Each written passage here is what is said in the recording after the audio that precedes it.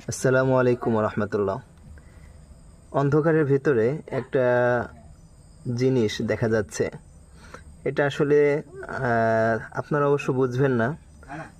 এটা সরাসরি না দেখলে এইভাবে অন্ধকারের মধ্যে বোঝা যাবে না। তবে যদি আপনারা এটা দেখেন, অবশ্যই আপনাদের পুরনো স্মৃতি মনে পড়ে যাবে। এটা হলো চেরাক, যাকে বলে বাংলা ভাষায় অনেক আগে যেটা ব্যবহার হতো।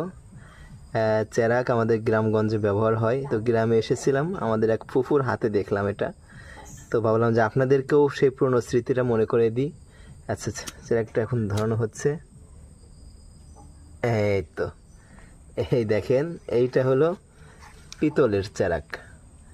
পিতলের চেরাক বহু আগের আমাদের গ্রামগঞ্জে আমরা দেখতাম। এটা আসলে মানে দীর্ঘদিন পরে, কত বছর পরে যে আমি দেখলাম এরকম চেরাক, এটা আসলে আমারও জানা নাই।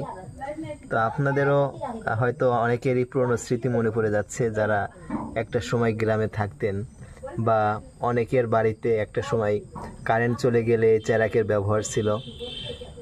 বা সন্ধ্যা লাগলে যখন কারেন্ট থাকতো না বা কারেন্ট ছিলই না, তখন এই চেরাক বা হ্যারিকেন এই জাতীয় জিনিস আপনারা ব্যবহার করতেন অনেকেই।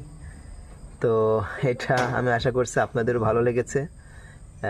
এটা আপনাদেরও অনেক পুরনো স্মৃতি মনে করিয়ে দিচ্ছে। তো ঠিক আছে, সকলে ভালো থাকবেন। আসসালামু আলাইকুম।